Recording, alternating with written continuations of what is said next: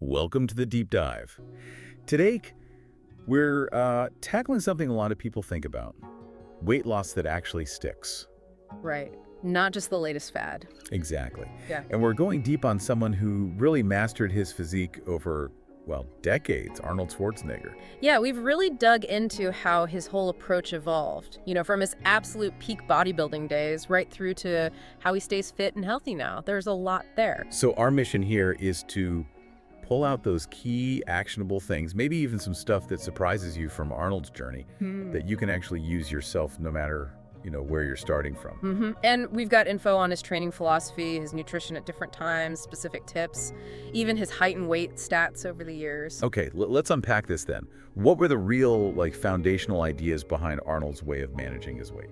Well, at its core, Arnold's whole thing seems to be about discipline, definitely consistency, and something really crucial: adaptability. Adaptability, interesting. Yeah, it wasn't about quick fixes for him. It was always about building habits that would, work in the long run. And he also stressed mental toughness early on, that resilience to keep going. That makes a lot of sense. It's not just lifting the weights, is it? There's that mental side. Absolutely. Now, progressive overload, that came up. We usually hear that from muscle building. How did that fit into his weight loss thinking? That's a great point. Progressive overload, gradually making workouts harder. It's key for muscle, sure, but it's also really powerful for fat loss. Because by constantly challenging your body, you keep burning more calories and you build that muscle tissue, which itself helps boost your metabolism. Oh, okay. And it doesn't always mean just lifting heavier weights. It could be more reps, maybe shorter rest times, harder exercise variations. The key is just that constant, gradual challenge. Got it. And nutrition, Yeah. obviously a huge piece of the puzzle. The sources talk about high protein, balanced nutrition. What did that look like practically? It means focusing on protein. Definitely, he needed it for muscle repair, plus it keeps you full. But crucially, it also means including carbs for energy and healthy fats for hormone function and general health. So not cutting out whole food groups. No, not at all. It's about a well-rounded strategy, not just slashing calories or banning carbs or fats. And what's really interesting is seeing how he shifted focus later, listening to his body, thinking about joint health, longevity. That's key for sustainability. Okay, so the pillars are discipline, consistency, adaptability, and that balanced eating. Let's dive into some of the really practical tips now. What stood out? Okay, several things were really consistent. First, his focus on compound movements. Like squats, deadlifts. Exactly. Squats, deadlifts, bench presses, exercises that hit multiple big muscle groups all at once. They're not just for show. They're super efficient calorie burners and build functional strength. Bigger bang for your buck, really. So prioritize those over, say, lots of isolation exercises. Generally, yeah, for overall impact. Second was using cardio strategically. Strategically? How so? Well, the sources are clear. Weight training was #1 for shaping his body and losing fat. But he definitely used cardio cycling, hiking, brisk walks. Okay. But it was more for heart health, which is vital for long-term weight management anyway. It wasn't about, spending endless hours on the treadmill. It was purposeful, complementing the weights. Right. And his food philosophy. Eat clean, not less. I find that intriguing. It really is a good way to put it. For Arnold, clean eating meant picking whole, unprocessed foods over the processed stuff. So lean meats, veggies. Yeah, lean proteins, eggs, tons of vegetables, foods that fuel you properly without all the added sugar and unhealthy fats you find in processed items. The idea is focusing on nutrient density kind of naturally regulates your appetite and gives you steady energy. Makes it easier to stick with than just counting calories obsessively. It's about food quality. Quality over quantity, makes sense. Hydration and recovery also popped up. Things people often forget, right? Oh, absolutely fundamental. Staying hydrated is crucial for your metabolism, everything, really. And it can help you tell if you're actually hungry or just thirsty. Good point. And recovery, getting enough sleep, taking rest days, that's non-negotiable. That's when muscles actually repair and grow. You just can't push hard constantly without letting your body recover. The sources also detail how his workouts changed.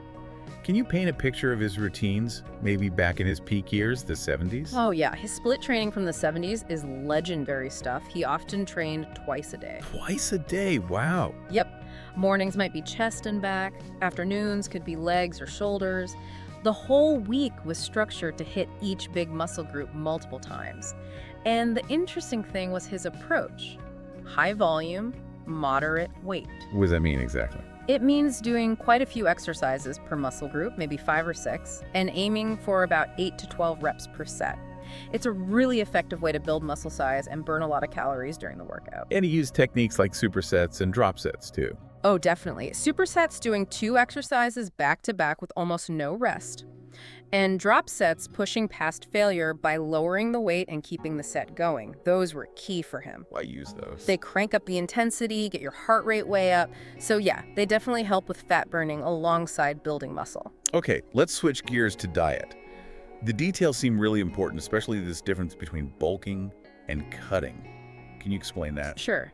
In bodybuilding, those are strategic phases. Bulking is when the main goal is building muscle mass, so you typically eat more calories than you burn a surplus. Right. Cutting is the opposite. The focus shifts to losing body fat while trying to hold on to as much muscle as possible. That means eating fewer calories than you burn a deficit.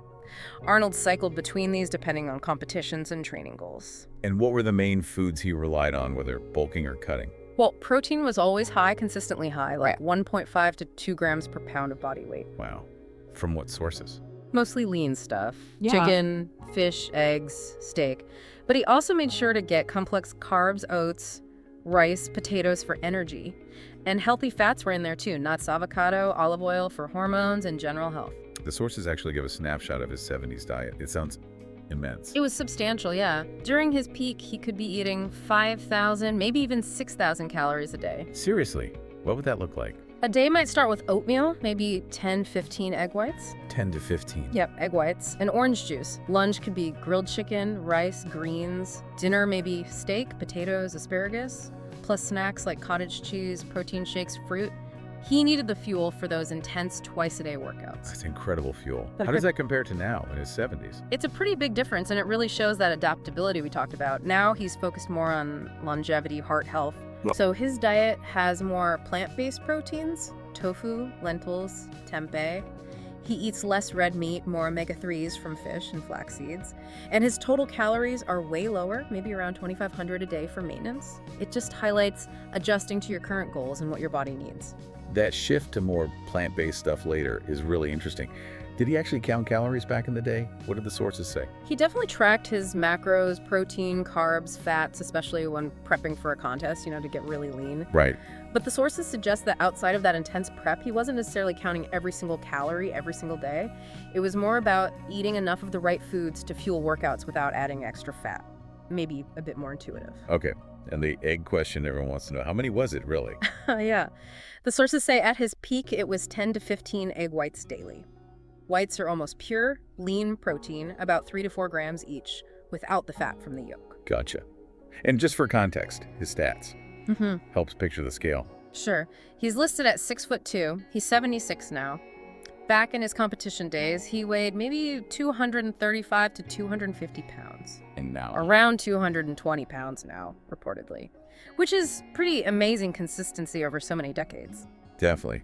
So putting it all together, what are the big principles for safe, sustainable weight management that someone listening can actually use? Okay, a few key things stand out for the long haul. First, avoid extreme diets. He's quoted saying something like, sustainability beats short-term results. That's huge. Find something you can stick with. Crucial. Second, he always stressed lifting weights. Muscle burns more calories, even when you're just sitting around. The metabolic boost. Exactly. Calorie cycling, alternating higher and lower calorie days was mentioned as something he might use sometimes. And finally, limiting alcohol, just empty calories, really hinders fat loss. Good reminders. Yeah. The sources also hit some FAQs. People wonder about his diet type. It's called a hybrid. Yeah, the sources describe it as sort of a mix between the classic bodybuilding diet, high protein and Mediterranean diet principles. Well, the Mediterranean part emphasizes whole foods, healthy fats, lots of fruits and vegetables, so it's combining that high protein focus with really nutrient-dense whole foods. Balance. What about supplements? Was he all about powders and pills? He used them, yeah. Protein powder, vitamins mainly for convenience, according to the sources, but his foundation was always whole foods. Supplements were extras, not the main event. And motivation. How did he keep it up for so long? It sounds like he focused on setting smaller, achievable goals and actually celebrating the progress he made. Little wins. Yeah, it builds momentum, keeps you going, breaking down the big picture. And finally, what might Arnold eat now in a typical day? Any examples? Sure, a sample day now might look like Oatmeal for breakfast, maybe salmon with quinoa and roasted veggies for lunch or dinner, and maybe some plant-based protein shakes mixed in, reflects that current focus.